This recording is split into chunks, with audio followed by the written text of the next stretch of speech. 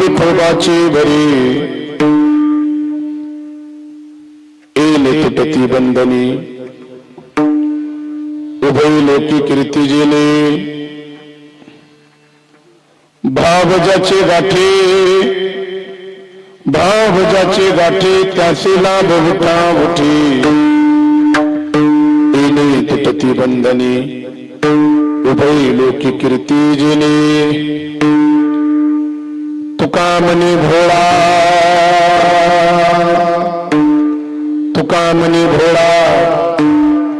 Ginkgo जानजी करी काळा तुटती बंधनी उभय लोकी कीर्ती जेली यंत प्रविश्य मम वाचमिमं प्रसक्ता संजीवयत्यखिलशक्तिधर सुधामना अन्यांश हस्तचरण श्रवणत्वगादिं प्राणं नमो भगवते देशाय तुभ्यं वंशुदिविशुकरानवनीरदाभात् पीताम्बराधरुणबिम्बफलाधरुष्णुतं पूर्णेन्द्र सुन्दरमुखाधरबिन्दलित्रात् कृष्णस्वरं प्रणपी तत्त्वमहं न जाने गजाननं भूतगणाधिसेवितं तत्पीतजम्बुफलचारुभक्षणं उमासुतं शोषविनाशकरकं नमामि विघ्नेश्वरपादपङ्कजं पाण्डुरङ्गं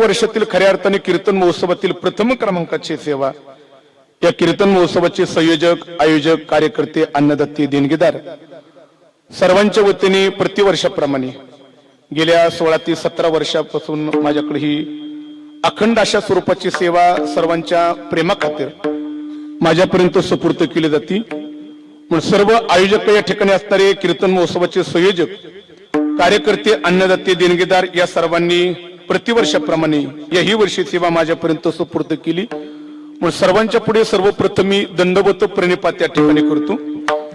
या कीर्तन महोत्सवाचे खऱ्या अर्थाने व्यासपीठ चालक हरिभक्त पारायण आदरणीय परमश्रद्धेय योगीजी महाराज कुठे आदरणीय महाराजांच्या पुढे सर्वप्रथम मी दंडवत प्रणिपात या ठिकाणी करतो.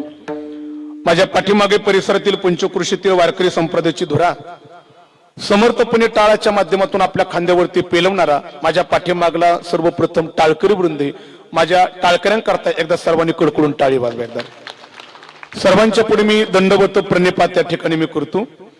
पण विशेष खऱ्या अर्थाने ज्यांच्या गाण्याच्या माध्यमातून या कीर्तन महोत्सवाला एक वेगळ्या प्रकारचा वलय, एक वेगळ्या प्रकारची उंची प्राप्त झालेली, त्याच्यामध्ये माझे दोन्ही परमार्थ स्नेही, त्यामध्ये माझे परमार्थ स्नेही माझे परममित्र महाराष्ट्राचं वैभव असणारे महाराष्ट्रातील ख्यातनाम या ठिकाणी भजन सम्राट गायनाचार्य आदरणीय आमच्या ठिकाणी मारुती महाराजांची विशेष उपस्थिती, महाराजांचं टाळी वाजवून सर्वांनी स्वागत करा. दुसरे माझे परमार्थ स्नेही माझे परममित्र महाराष्ट्राचं वैभव महाराष्ट्राची गान कोकिळा आदरणीय आमचे श्री बाळकृष्णजी महाराज त्यांची विशेष उपस्थिती, टाळी वाजवून सर्वांनी स्वागत करा. दंडवत प्रणिपात. हार्मोनियमचे आदरणीय बाबांची गोड साथी, दंडवत प्रणिपात. आणि इकडे मृदुंग क्षेत्रामध्ये वेगळी ओळख करून देण्याची गरज पडणारच नाही. सहज ज्यांच्या मृदुंगाची थाप, सहज ज्यांच्या मृदुंगाची थाप तुमच्या माझ्या कानावरती पडली तर त्यांचा मृदुंग धर्म मंडपामध्ये तुम्हा मला डोलायला लावीन याच्यात नवल नाही. चुकून त्यांच्या मृदुंगाची थाप, कळालं तर बघा, चुकून त्यांच्या मृदुंगाची थाप पंढरपूरच्या मालकाच्या कानावरती पडली तर मालक विटेवरती नाचल्याशिवाय राहणार नाही. एवढा गोड मृदुंग ज्यांचा ऐकावा. महाराष्ट्राचं वैभव महाराष्ट्रातील ख्यातनाम मृदुंग सम्राट आदरणीय आमचे मारुती महाराज त्यांची विशेष उपस्थिती, दंडवत प्रणिपात. माझ्या पाठीमागे दोन्ही चोपदार असतील, दोघांच्या पुढे हे दंडवत प्रणिपात. आणि वारीवरून आल्यानंतर आणि श्रावण मासामध्ये चालू असलेल्या कीर्तनामध्ये माझा आवाज बसलेला आहे, पण तरी माझा आवाज तुमच्यापर्यंत अत्यंत सुस्पष्ट आणि व्यवस्थित पोहोचवण्याचं जे काम करतात एकदा आमच्या दादा करतात सर्वांनी कडकडून खाली वाजवा. सर्वांनी दंडवत प्रणिपात या ठिकाणी त्यांच्या पुढे करतो.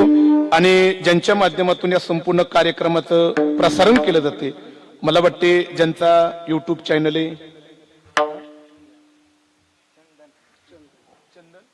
वा बरोबर आहे ना, चंदन युट्यूब चॅनल बरोबर ना, दादा करता टाळी वाजवा सर्वांनी.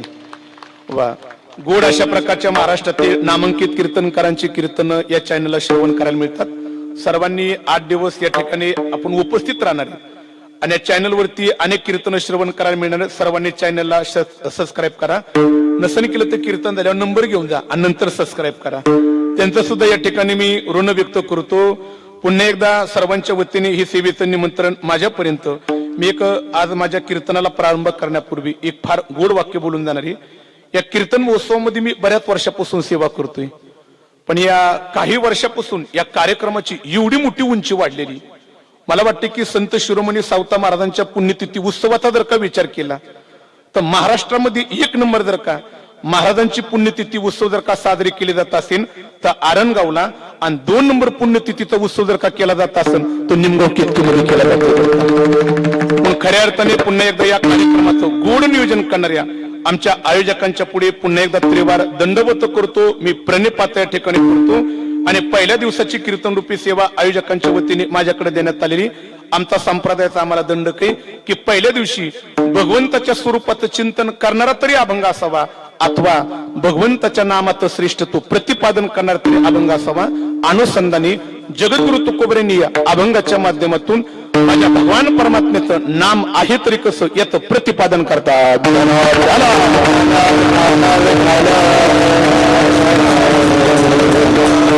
जास्त वेळ मी तुमचा खर्चित करणार नाही. आयोजकांची माझ्याकडे कीर्तनाची मर्यादा आहे.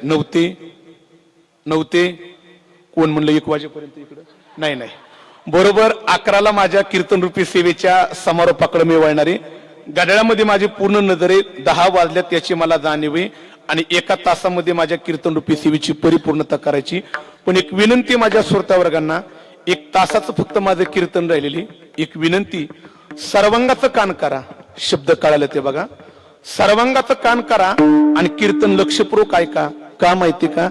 ज्यांनी सर्वांगाचं कान करून माझं कीर्तन ऐकलं ते माझं ऐकलेलं कीर्तन माझा प्रत्येक श्रोता वर्गा या धर्म मंडपातून कीर्तन घरी घेऊन जाईन आणि पुढच्या वर्षीपर्यंत हे कीर्तन लक्षात राहिलं पाहिजे असा गोड कीर्तनात या ठिकाणी मी प्रयत्न करणार आहे. फक्त सर्वांगाचं कान करा आणि कीर्तन लक्षपूर्वक ऐका.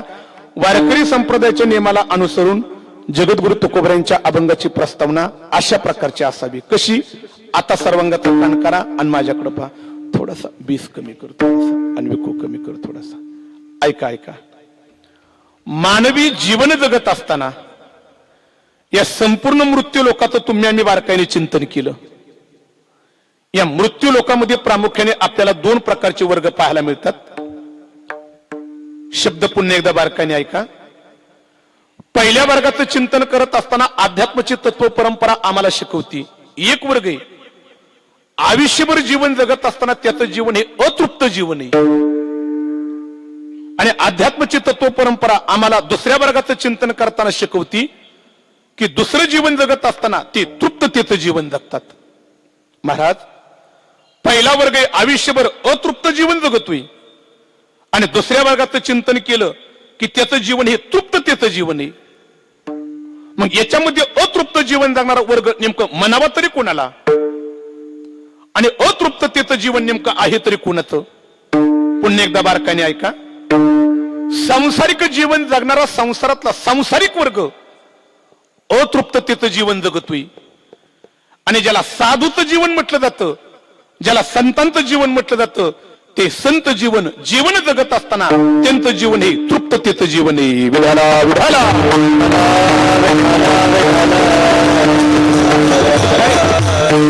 तुमच्या माझ्या जीवनाला अतृप्ततेचं जीवन म्हणावा. कारण आयुष्यभर तुम्ही आम्ही कितीतरी मिळवण्याचा प्रयत्न केला तरी तुमच्या माझ्या जीवनात ते हाव कधी संपतच नाही. मिळवावश्यक वाटतं आणि जोपर्यंत मला मिळवायला पाहिजे, मला मिळालं पाहिजे अशी अंतःकरणामध्ये जोपर्यंत इच्छा निर्माण होती तोपर्यंत तुमचं माझं जीवन हे अतृप्ततेच आहे. पण साधूच्या जीवनाचा विचार केला तर साधूला जीवनामध्ये एखादी वस्तू मिळाली की साधूला पुन्हा जीवनामध्ये काही मिळवशी वाटतच नाही का? त्यानंतर साधूचं जीवन हे तृप्ततेचं जीवन आहे. म्हणून शब्द बारकाईने ऐका. काय संसारिकाला आयुष्यभर किती जरी मिळालं तरी संसारिकाला अंतःकरणामध्ये मिळाल्यानंतर सुद्धा मला पुन्हा मिळावाशी वाटते आणि ज्या अर्थी मिळावाशी वाटते त्या अर्थी त्याचं जीवन हे अतृप्ततेचे. पण साधूच्या जीवनाचा विचार केला तर साधूच्या जीवनामध्ये साधूला एखादी गोष्ट मिळाली की आता पुन्हा माझ्या जीवनामध्ये मिळवण्याजोगं काही राहिलंच नाही. त्यानंतर साधूचं जीवन हे तृप्ततेचं जीवन असतं. म्हणून आपल्या जीवनाचा विचार केला तर आपल्याला किती जरी मिळालं तरी आपल्याला मिळावंशीच वाटतं. एक बारकाने विचार करा. आपल्या हातामध्ये किती पैसा आल्यानंतर तुमच्या माझ्या जीवनाचं समाधान होईन? शब्द बारकाने ऐका.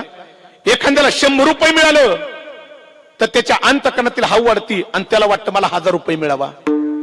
पण ज्याला 1000 रुपये मिळाल्यात त्याची तरी तृप्तता झाली का? त्याला वाटतं मला 10,000 रुपये मिळावा. म्हणजे ज्याला 10,000 रुपये मिळाल्यात त्याची तरी तृप्तता झाली का? त्याला वाटतं मला 1,00,000 रुपये मिळावा.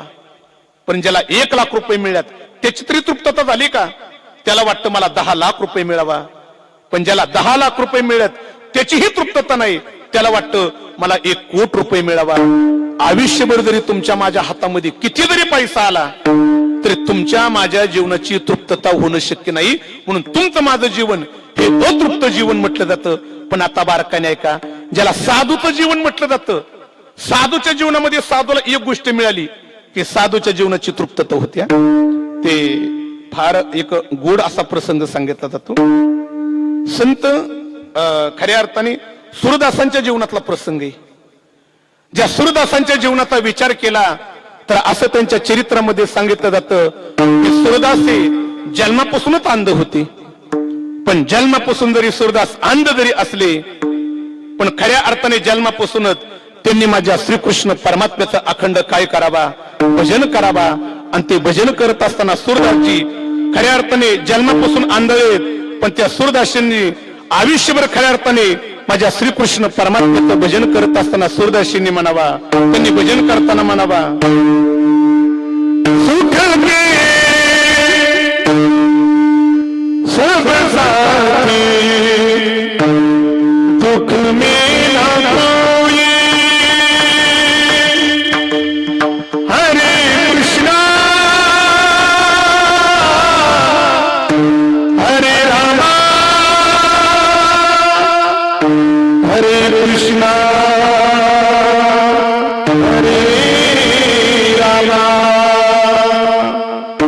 सूरदासजी जन्मापासून अंध आहेत, पण माझ्या श्रीकृष्ण परमात्म्याचं भजन कधी चुकवत नाहीत.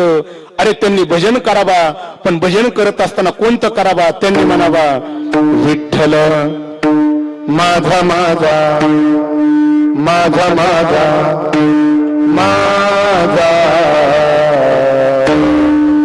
मी विठ्ठलाचा. ऐका रे दादा, अरे सूरदासजी जन्मापासून अंध आहेत, पण माझ्या भगवान श्रीकृष्ण परमात्म्याचं विठ्ठलाचं भजन करण्याकरता कधी विसरले नाहीत. आणि त्या भजनाच्या जोरावरती सूरदासजींना एक दिवस माझे श्रीकृष्ण परमात्मा प्रसन्न झाले आणि देव पुढे उभा राहिले. कृष्ण परमात्म्याने सूरदासजींना विचारलं, सूरदासजी तुमच्या भजनापोटी मी प्रसन्न झालोय, मला काय मागायचंय ते मागा.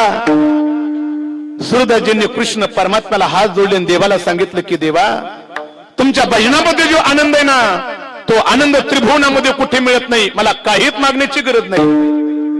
पण कृष्ण परमात्म्याने सूरदासजींना विचारलं, सूरदासजी तुम्हाला प्रसन्न झाले, काहीतरी मागावाच लागेल, काय देऊ मी तुम्हाला? कृष्ण परमात्म्याने सांगितलं, सूरदासजी जन्मापासून तुम्ही अंध आहेत, हे जग पाहण्याकरता मी तुम्हाला डोळे देऊ का? सूरदासजींनी देवाला सांगितलं की देवा, अंतःकरणातून मी तुझ्या स्वरूपाला पाहतोय, मला हे जग पाहण्याची गरजच नाही. पण कृष्ण परमात्म्याने सांगितलं, सूरदासजी जे निर्गुण निराकार स्वरूप अंतःकरणातून पाहताय, माझं सुगुण स्वरूप पाहण्याकरता मी तुम्हाला डोळे देतो. आणि कृष्ण परमात्म्याने क्षणामध्ये सूरदासजींना डोळे दिले. आणि डोळे दिल्यानंतर सूरदासजींनी माझ्या कृष्ण परमात्म्याचं स्वरूप पाहिलं. ते स्वरूप पाहिल्यानंतर सूरदासजींना कृष्ण परमात्म्याचं स्वरूप कसं दिसलं, भागवतकार वर्णन करताना म्हणतात की ओम शिविभूषित करान वनीर दाभा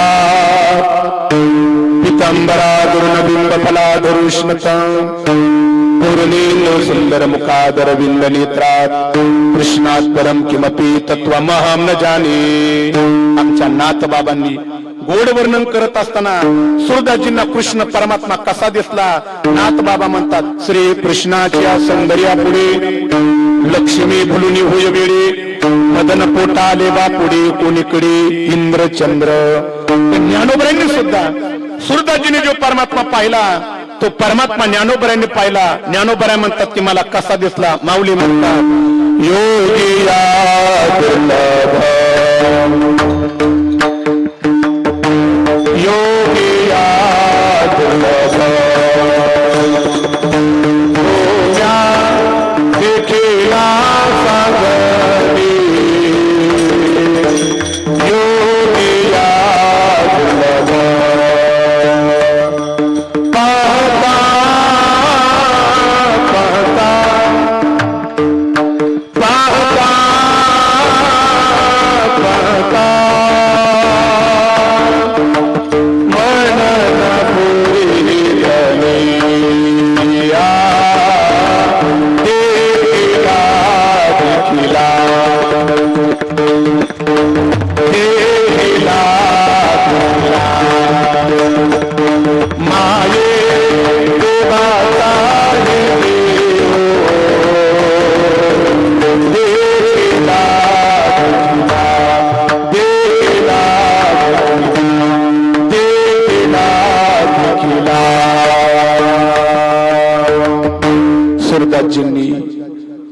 कृष्ण परमात्म्याने डोळे दिल्यानंतर जे स्वरूप दिसलं, त्या स्वरूपाचं वर्णन ज्ञानोबरांनी केलं.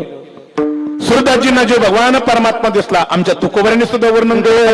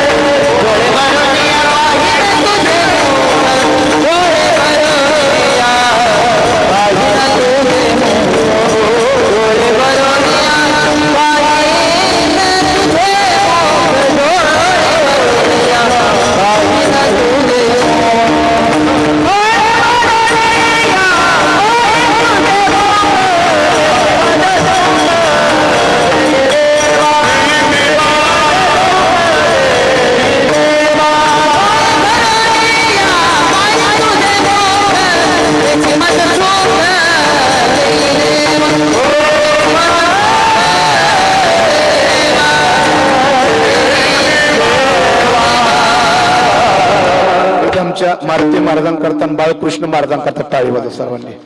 गोड प्रमाण दिला.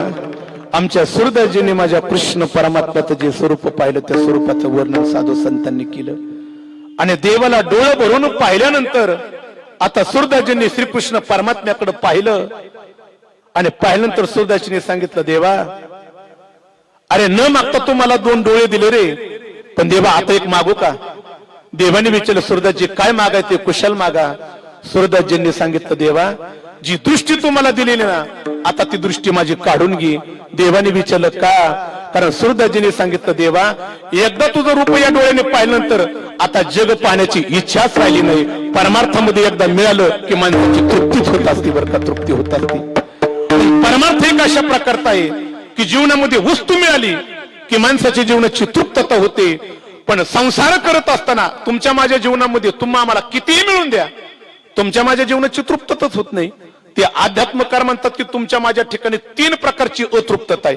लिहून या सर्वांनी कोणती कोणती अतृप्तता आहे. पहिली इंद्रियांची अतृप्तता आहे, 2 नंबर मनाची अतृप्तता आहे आणि 3 नंबर तुमच्या माझ्या ठिकाणी बुद्धीची अतृप्तता आहे.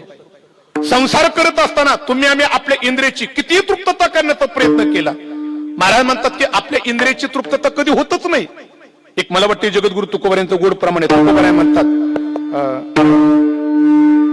महाराज म्हणतात की जीवनामध्ये किती जरी मिळालं माणसाच्या जीवनाची तृप्तता होत नाही. म्हणून महाराज म्हणतात की इंधने निमाला अगदी मोठे, इंधने निमाला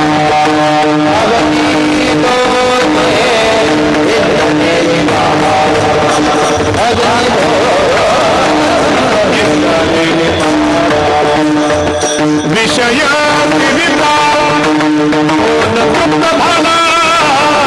विषय सेविता होणार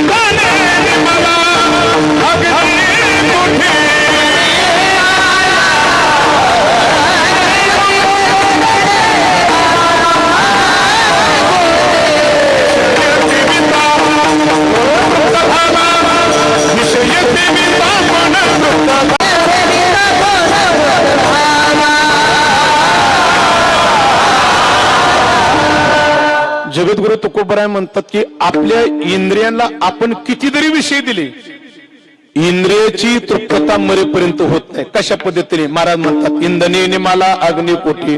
ती तुकोबारायांचं गोड दृष्टांत. तुकोबाराय म्हणतात की काय झालं, दुपारचं त्या ठिकाणी एका लाकडाचं भलं मोठं गोडाऊन होतं आणि तुकोबाराय म्हणतात की त्याला आग लागली. ते आग लागल्यानंतर गावातली सगळी माणसं जमा झाली, त्यातली जुनी म्हातारी माणसं काय जमा झाली, ती कोण आपापसामध्ये चर्चा करू लागली, अरे एवढं मोठं गोडाऊन आग लागली आग लागली. अरे कुणीतरी म्हणले आग लागली, विचार करण्यापेक्षा ते विझवायचं पहिलं बघा ना. ते एक जण म्हणलं एवढा मोठा आगनी भडकलाय, तो आगनी जर का शांत करायचा असेल ना तर त्याच्यामध्ये मोठमोठ्याली आणखी लाकडं आणा आणि त्याच्यामध्ये लाकडं टाका आणि आग विझवण्याचा प्रयत्न करा. ते मला उत्तर द्या, त्या लागलेल्या आगीमध्ये किती लाकडं टाकल्यानंतर ती आगीची दाहकता शांत होईन? आहा. जगद्गुरु तुकोबाराय म्हणतात की अग्नी दाहक आहे, त्या अग्नीमध्ये किती जरी लाकडं टाकली तरी अग्नीची दाहकता वाढन, पण अग्नीची दाहकता शांत होणार नाही. तसं बारकाने चिंतन करा.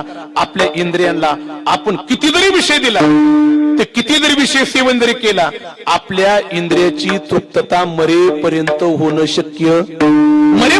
शक्य नाही. महाराज म्हणतात की जेवढे विषय देतात तेवढीच इंद्रियाची काय होईल, दाहकता वाढत जाईल. म्हणून पहिल्यांदा अध्यात्मकार म्हणतात की संसारिक जीवन जगत असताना तुमच्या माझ्या ठिकाणी इंद्रियाची अतृप्तता सांगितली.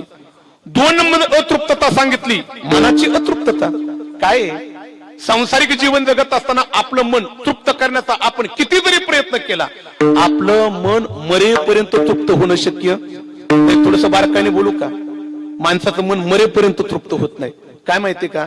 माणसाच्या मनाला किती जरी मिळालं, माणसाचं मन कधी एका जागेवरती राहत नाही. काय खरं सांगू का? आता बरीचशी मंडळी ती कीर्तनामध्ये बसल्यात, कीर्तनामध्ये फक्त शरीराने बसल्यात. खरं सांगू का? आपल्या मनाची तृप्तता नाही. काय काय लोक कीर्तनाला शरीराने बसल्यात, पण 10 मिनिटात घरी जाऊन येतात. आपलं मन कधी एका जागेवरती राहत नाही. काय माहिती का? जागृतीमध्ये आपलं मन एका जागेवरती राहत नाही, याच्यात नवल नाही. आपण रात्री तर झोपलो तरी झोपे सुद्धा मन आपलं एका जागेवरती राहत नाही. ते मारुती महाराज 15 वर्षापूर्वीचा माझ्या जीवनातला फार गोड प्रसंग. मी ते मुंबईला कीर्तन केलं आणि ते माझं कीर्तन झालं, मी फेटा काढून बसलो. ते बसल्यानंतर एक श्रोता माझ्या जवळ आला आणि त्याने माझ्याकडे पाहिलं, म्हणला बाबा फार गोड कीर्तन केलं. त्याने वर्णन केलं, माझी छाती जरा फुगली, जरा शिक. मी म्हणलं जरा आणखी जवळ बस. नाही म्हटलं महाराज, बसण्याकरता वेळ नाही, पण कीर्तनाने प्रवासाने मला तुमच्या चेहऱ्यावरती शिन दिसतोय. मी म्हणलं मित्रा तू कसं ओळखलं? नाही म्हणलं तुमच्या चेहऱ्यावरती शिन आहे. आणि ते मला खरं सांगू का? म्हणला महाराज रात्रीचा तुम्ही प्रवास करू नका, आज माझ्या घरी विश्रांतीला चला. आता मलाही कुठेतरी विश्रांतीच करायची होती. त्याने तसं म्हटल्यानंतर म्हणलं तुझ्या घरी विश्रांतीला येतो. आम्ही दोघं गाडीत बसलो आणि तिथे चांगला 1.5 तासाचा आम्ही प्रवास केला. आणि 1.5 तासाचा प्रवास केल्यानंतर एका बंगल्याच्या पुढे गाडी थांबली. पण त्या माणसाने मला अनोळखी जागेवरती नेलं होतं. तो कुठलाही ते मला काहीच माहिती नव्हतं. मी म्हणलं रात्रभर आपल्याला कशी तरी काढायची म्हणलं. मी गाडीतून खाली उतरलो आणि त्याच्या बंगल्यामध्ये आम्ही दोघांनी प्रवेश केला. पण तो बंगला मात्र एक अशा घनदाट जंगलात आणि अशा सुनसान अशा जागेवरती होता. पण मी मनात विचार केला, रात्र फक्त काढायची, याचा बंगला कुठं का असं म्हणलं.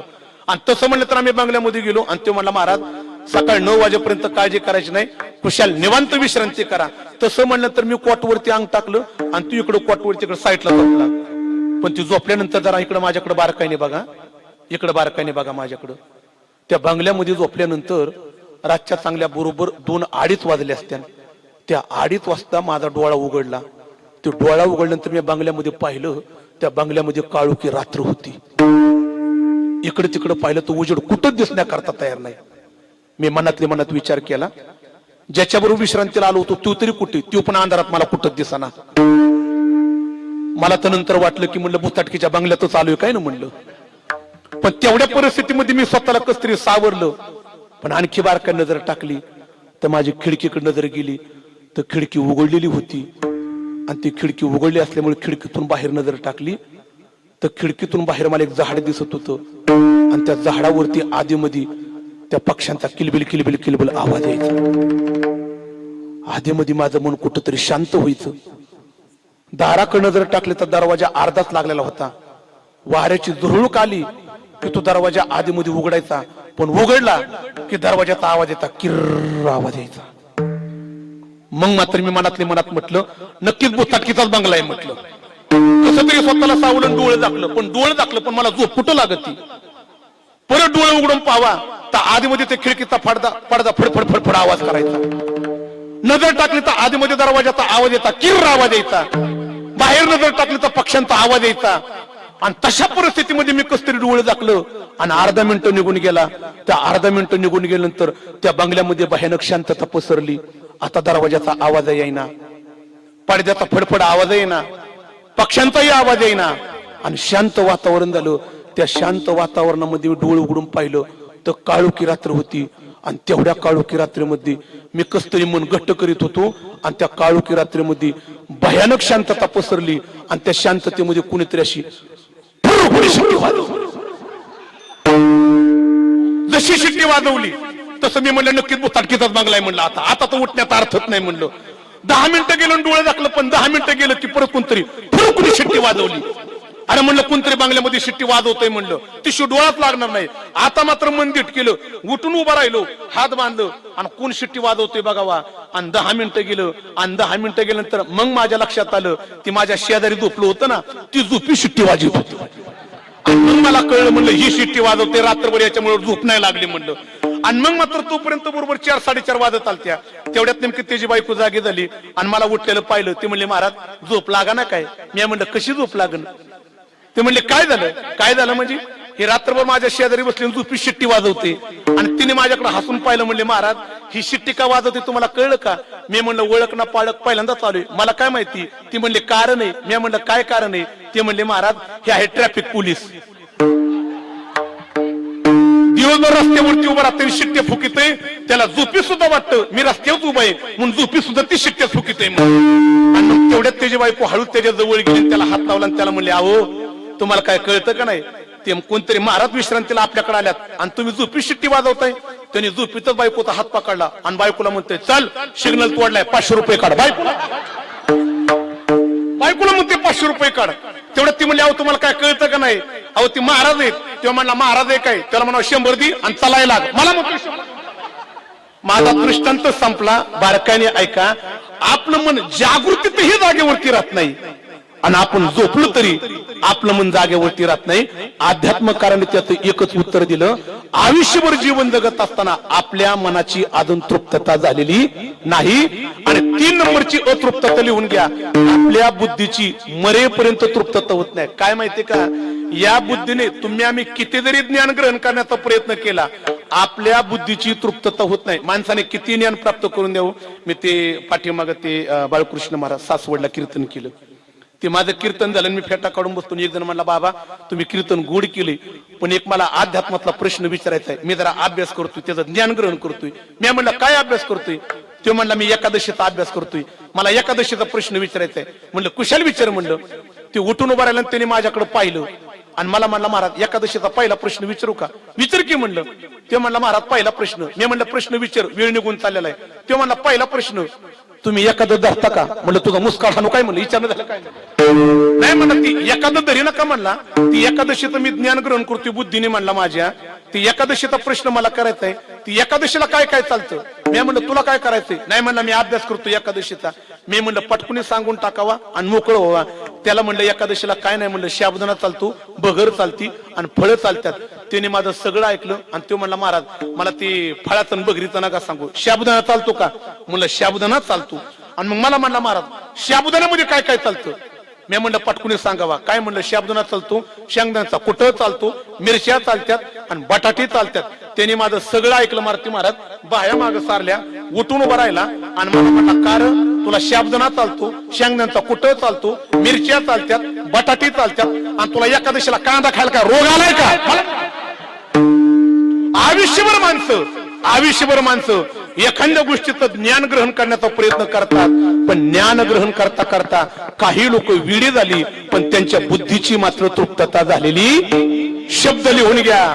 सांसारिक जीवन जगत असताना इंद्रियाची अतृप्तता, मनाची अतृप्तता आणि बुद्धीची अतृप्तता.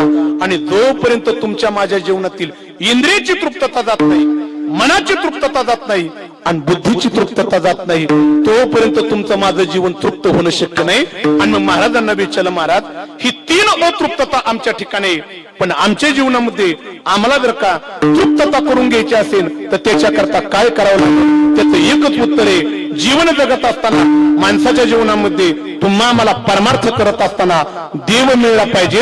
ज्याला देव मिळला त्याच्या जीवनाची तृप्तता झाली. विधाला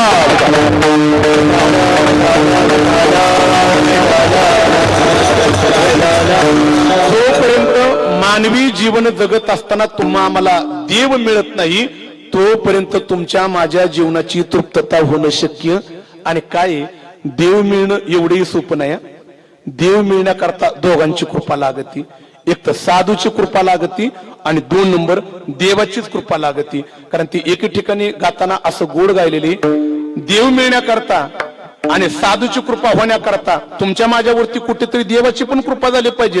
मग ते असं कुणीतरी फार गोड गायले बरं का मारुती महाराज. त्यांनी म्हटलेले लागले मला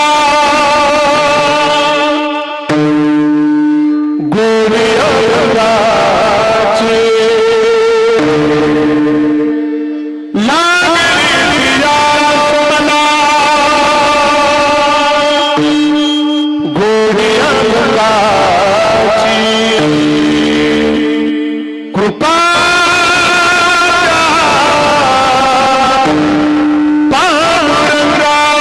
पांडुरंगाची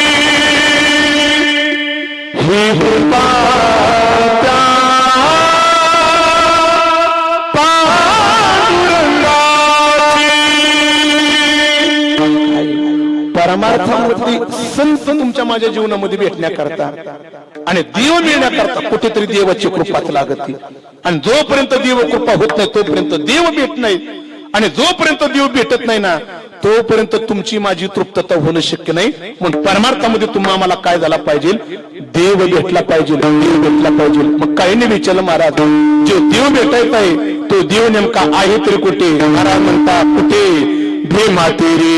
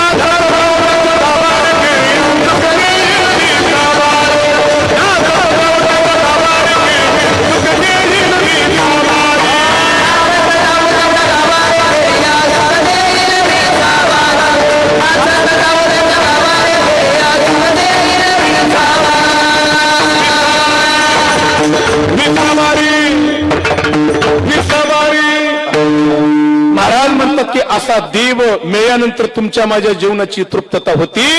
पण तो देव नेमका आहे तरी कुठे? महाराज म्हणतात भीमा तेरी वसविले नगर, त्याचे नाव पंढरपुरारी, तेथील मोकासी चार भुजा त्यासी, बैला 16,000 रे. पण त्या भगवान परमात्मा मिळवण्याकरता देवाकडे जायचं. पण कसं जायचं? नाचत जाऊ त्याच्या गावारी खेळूया, सुख देईल विसावारी. थोडीशी दिलगिरी व्यक्त करतो. देवाकडे जात असताना, देव मिळवण्याकरता देवाकडे जात असताना कसं गेलं पाहिजे? नाचत जाऊ त्याच्या गावारी खेळूया, सुख देईल विसावारी. त्याच्याकरता देवाकडे जात असताना कसं जा? गात जागा, गात जागा. कसं जा? कसं जा? कोण म्हणलं खात जागा? नाही नाही, खात जागा नाही. नाही नाही, भजन करण्याकरता खाल्लं तर पाहिजेच बरं का. पण केवळ खाण्याकरता वारीमध्ये चालायचं नाही.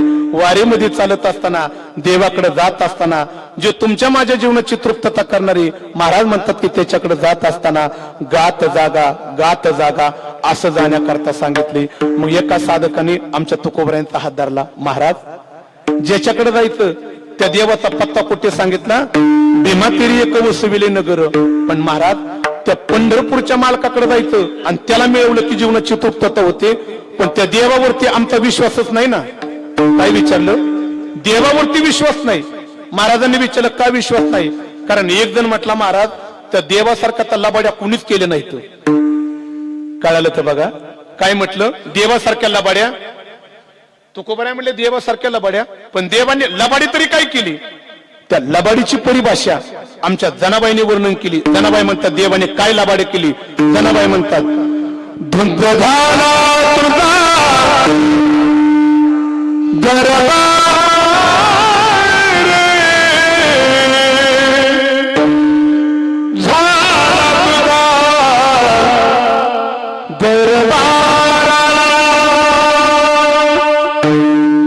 धुंद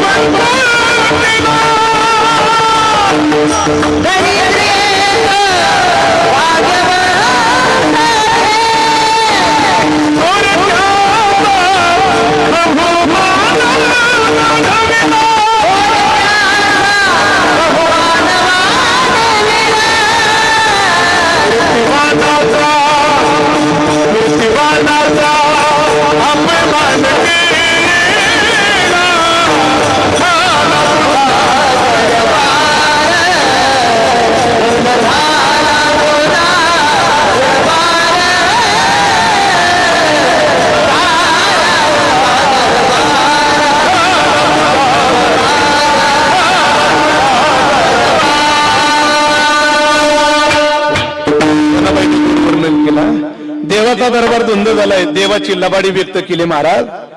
अहो ज्या देवाला प्राप्त करून घ्यायचं जीवनाची तृप्तता करायची, पण त्या देवाने तर अनेक भक्तांना फसवलंय ना. ते महाराजांनी विचारलं कुणा कुणाला फसवले, यादी लिहून घ्या. पहिली यादी, ज्या बळीराजाने 99 यज्ञ केले, पण माझ्या पंढरपूरच्या मालकाने त्या बळीराजाच्या मस्तकावरती पाय दिला आणि पाताळामध्ये नेण्याचं काम केलं. कसा आम्ही त्या देवावरती विश्वास ठेवायचा? अरे कधी कधी एखाद्या भक्ताचं ज्याने आयुष्यभर फार वाईट केले, ज्याने आयुष्यभर फक्त माऱ्या केल्यात, चोऱ्या केल्या, दरोडे घातलं, अशा दरोडेखोराच्या हातातून रामायण देवाने लिहून घेतलं. हा देवाचा दरबार काय झालेला तर धुंदच झालेला आहे. अरे 18 विश्व दारिद्र्य जीवन जगत होता. अरे त्या सुदामा ब्राह्मणाला तुमच्या देवाने काय केलं तर सोन्याची नगरी देऊन टाकली. कधी कधी काही भक्तांचं चांगलं चाललंय, त्यांचं वाटोळं करण्याचं काम देवाने केलं, आणि काहींचं कधी चांगलं होणारच नाही असं वाटत होतं. देवाने कुठेतरी त्या भक्तांचं काय केलं, चांगलं केले, त्याचा दरबार काय झालाय, धुंद झालेला आहे. पण तुकोबाराय म्हणतात, जरी त्याचा दरबार धुंद झालेला आहे, अशा भगवान परमात्म्याने धर्माकरता कधी कधी अशा गोष्टी केलेल्या आहेत, पण अशा देवाला ज्याने मिळवलं, महाराज म्हणतात की त्याच्या जीवनाची काय झाली, तृप्तता झाली. मग महाराज असा देव मिळवायचा आहे, तो पंढरपूरमध्ये आहे, पण तो देव मिळवण्याकरता आम्हाला साधनं कोणती? ज्ञानोबाराय म्हणतात, इतर साधनाच्या नादी लागू नका. साधनाचा धिक्कार करत असताना ज्ञानोबाराय म्हणतात,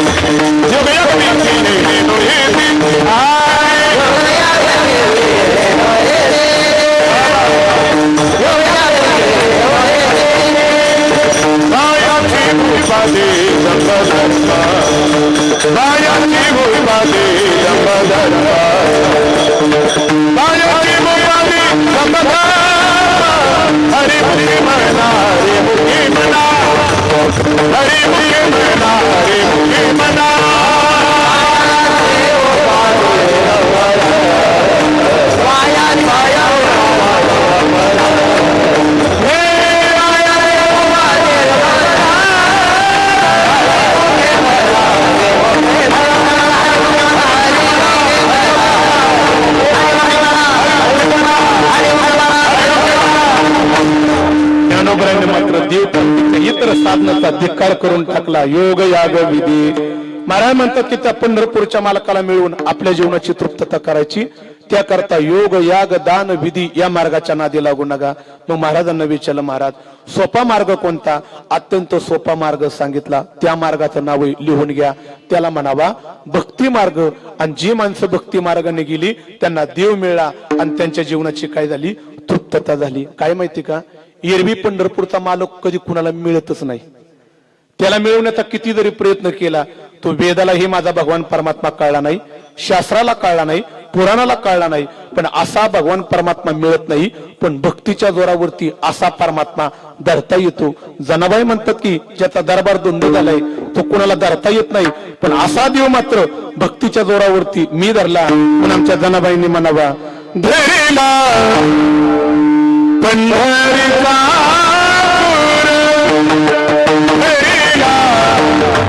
पंढरीचा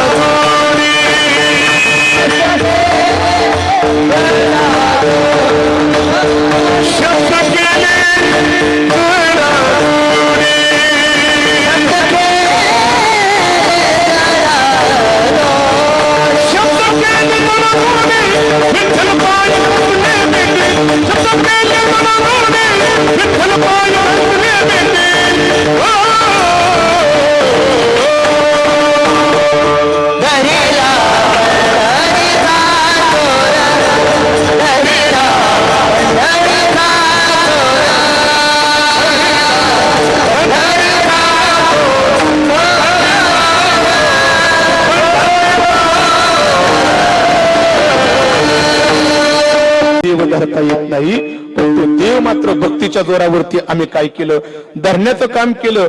म्हणून भक्तीनेच फक्त देव मिळतो, अन्यथा देव मिळणं शक्य नाही. आणि काय माहिती का, देव मिळवणं एवढंही सोपं नाही. कधी कधी देव मिळवण्याकरता स्वतःला परमार्थात वेड व्हावं लागत, परमार्थात वेड व्हावं लागत. आणि परमार्थ करणाऱ्या माणसाला आणि देवाचं नाम चिंतन करणाऱ्या माणसाला बाकीचा समाज नाही तर एरवी तरी वेडाच म्हणतो ना.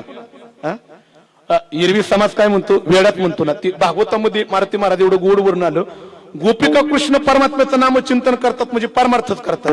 पण ती परमार्थ करणाऱ्या गोपिकांना गोकुळवासी फार चांगलं म्हणत होते का? त्या गोपिकांना गोकुळवासी खऱ्या अर्थाने वेड्यात समजायच्या. आणि मला वाटते गोपिका परमार्थात वेड्यात झाल्या बरं का. का माहिती का, ज्यावेळेस आमच्या गोपिका मथुरेच्या बाजारामध्ये दही दूध ताक लोणी विकण्याकरता जात, बाजारामध्ये बसल्यानंतर गोपिकांनी म्हणायला पाहिलं, दही घ्या, दूध घ्या, ताक घ्या, लोणी घ्या. पण गोपिका मात्र माझ्या कृष्ण परमात्म्याच्या प्रेमामध्ये वेड्या झालेल्या त्या गोपिकांनी मथुरेच्या बाजारामध्ये दही घ्या, दूध घ्या, ताक घ्या असं म्हणायला पाहिलं त्या. पण त्या गोपिका काय म्हणायच्या,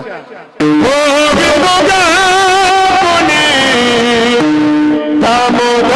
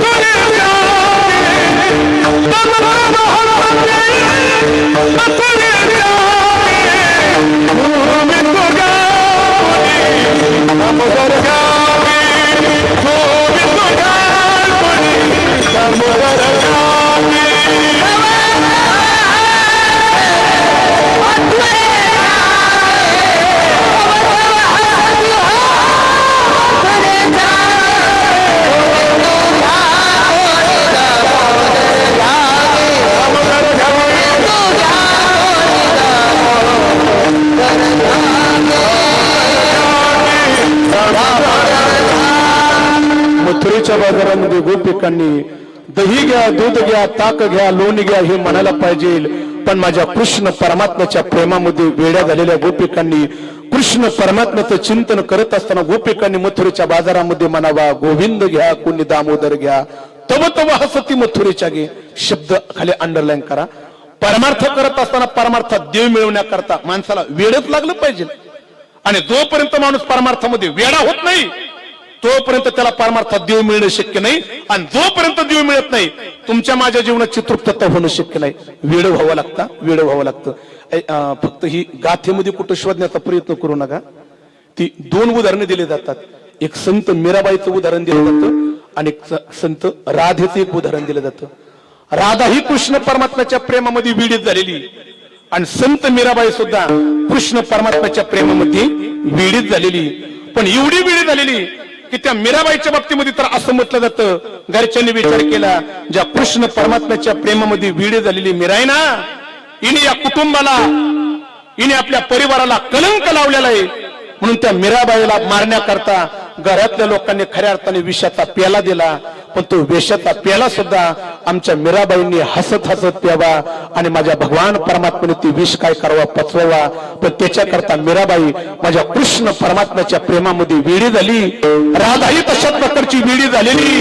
राधेलाही गोकुळवासी म्हणतात, राधे कृष्ण परमात्म्याच्या प्रेमामध्ये वेडी झाली, वेडी झाली. आणि एवढी वेडी झाली म्हणून तर कुणीतरी असं म्हटलेले, हे गाथेमध्ये नाही मारुती महाराज, गाथेमध्ये नाही म्हणून असं म्हटलेले, एक राधा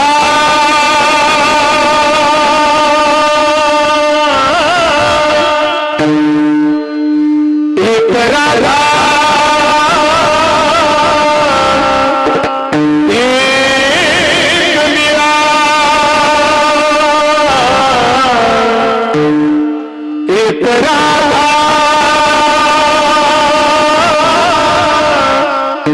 एक मीरा.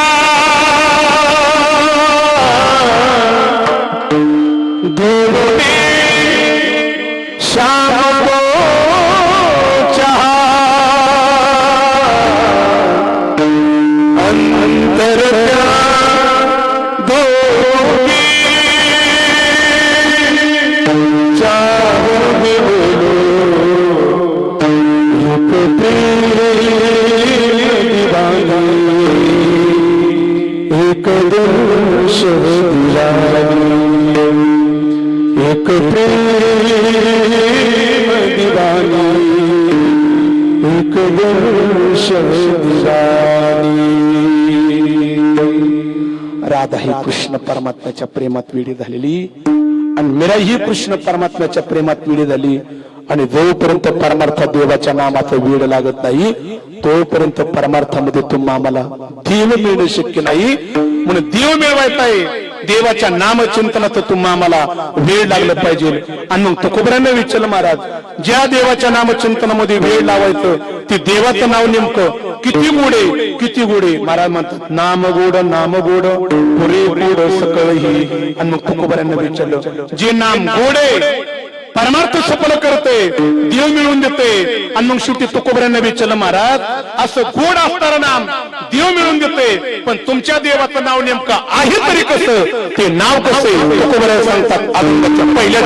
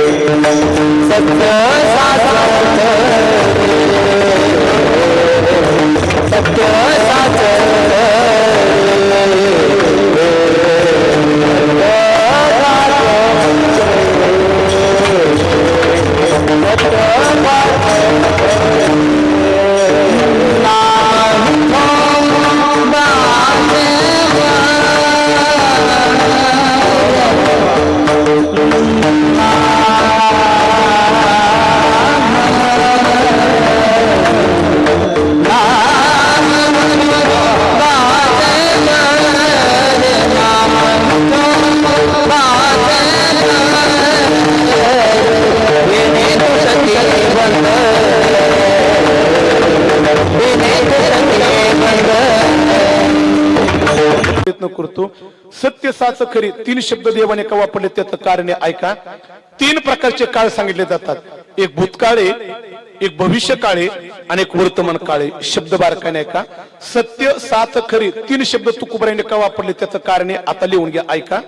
तीन प्रकारचे काळ आहेत पण या तिन्ही काळाचा जर का विचार केला तर जगद्गुरु तुकोबराय म्हणतात भूतकाळामध्ये माझ्या भगवान परमात्म्याचं नाम होतच वर्तमान काळामध्ये आताही देवाचं नामाला अस्तित्व आहे आणि भविष्य काळामध्ये सुद्धा माझ्या भगवंताच्या नामाला बाधा येणार नाही हे जगाला कळावा याच्याकरता अर्थ एकच पण तुकोबराने तीन शब्द वापरले सत्य साच खरी आणि शेवटी तुकोबराय म्हणतात नाम विठोबाची बरी। महाराज म्हणतात की देवाचं नाव कसं आहे तर बरोबर का। आता याच्यामध्ये अध्यात्मकाराने चार प्रकार केले कळालं तर बघा ऐका। काही गोष्टी खऱ्या आहेत पण बऱ्या नाहीत। 2 नंबर काही बऱ्या आहेत पण खऱ्या नाहीत। 3 नंबर काही खऱ्या नाहीत आणि बऱ्या नाहीत पण 4 नंबर मात्र काही गोष्टी खऱ्या आहेत आणि बऱ्या आहेत आणि खरं आणि बरं जर का काय असेल तर फक्त माझ्या भगवान परमात्म्याचं नाम आहे। पण तुकोबराय म्हणतात सत्य साच खरे नाम विठोबाचे बरे। आणि मग तुकोबरायांना विचारलं महाराज देवाचं नाव बरं आहे सत्य आहे साच आहे खरं आहे पण ते देवाचं नाव बरं करतं म्हणजे नेमकं काय करतं ते काय करतं अभंगाचं द्वितीय चरण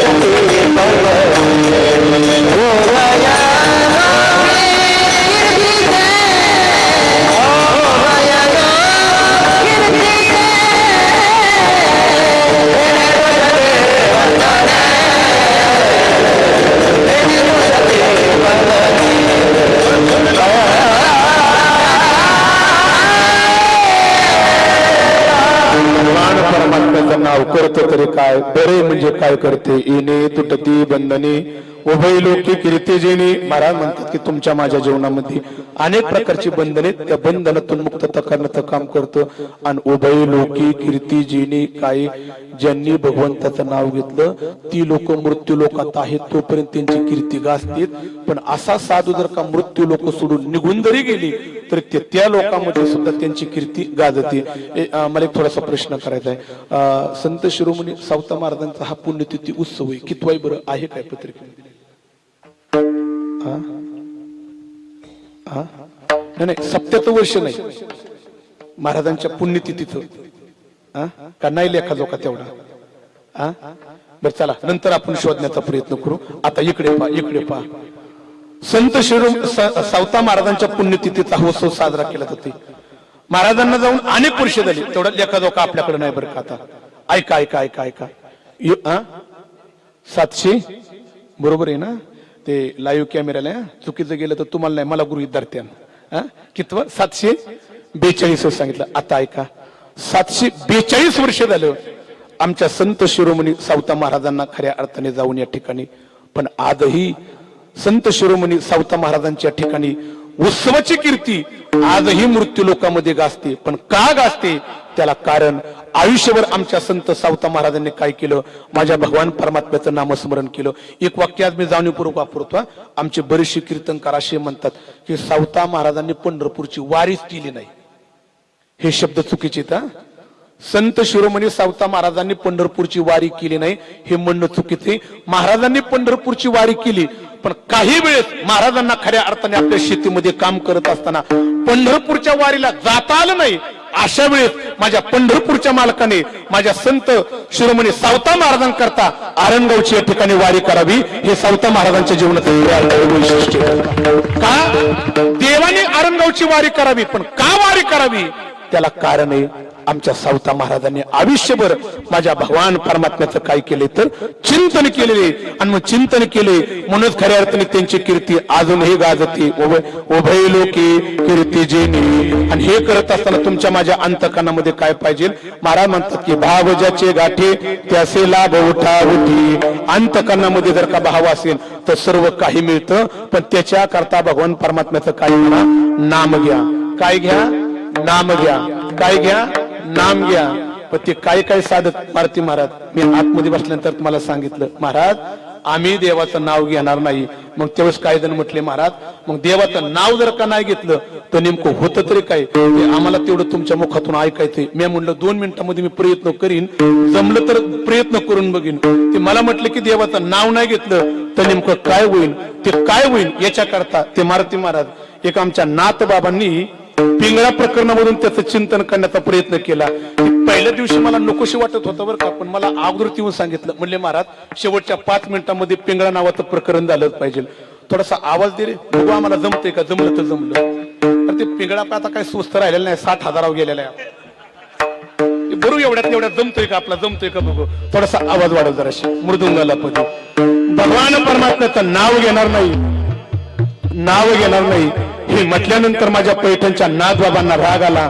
नाथ महाराज म्हणले अरे देवाचं जर का नाव नाही घेतलं ठळकळी सावधा, देवाचं नाव जर का नाही घेतलं तर मग काय होईल? नाथ बाबा म्हणतात हे जरी नाही दुसरा येईल, हे जरी नाही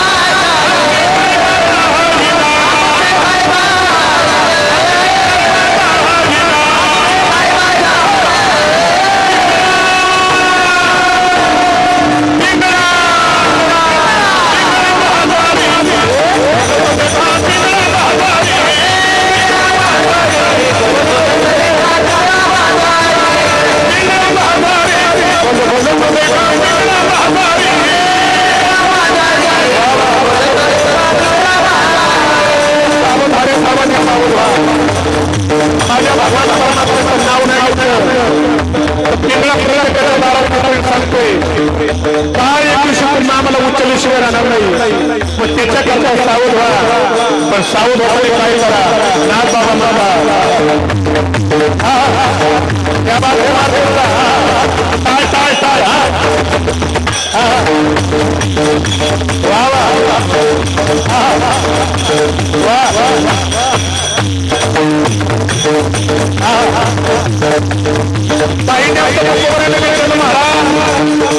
नाव घ्यायला पण नाव आम्ही कसं महाराज म्हणजे नाव घ्या पण कसं घ्या. हे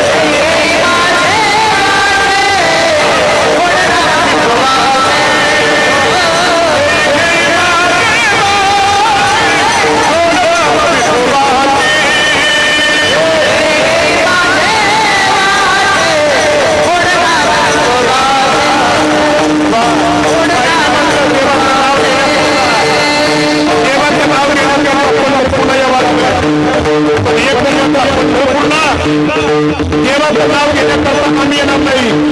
एक दोन आपण भरपूरला गेलो आणि आमचं झालं तरी काय झालं तरी काय तुम्ही म्हणावा काय झालं. या शेजारी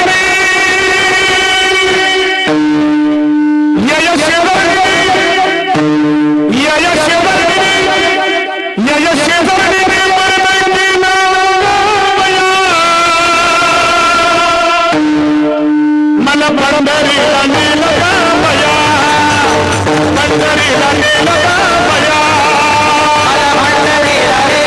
बया, पंढरीला नेलं बया. गायचे दर्शन, गायचे दर्शन, गायचे दर्शन, बरं नाही केलं बया.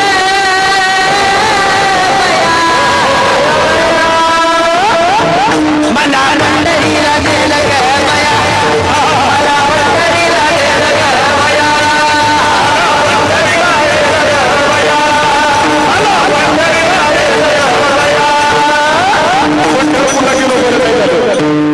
पंढरपूरला गेलो बरं नाही झालं. आणि महाराज म्हणतात की मग मात्र पंढरपूरला जाऊन देवाचं नाव जर का नाही घेतलं तर काय करीन, काय करीन. महाराज म्हणतात काय करीन. बाबा बाबा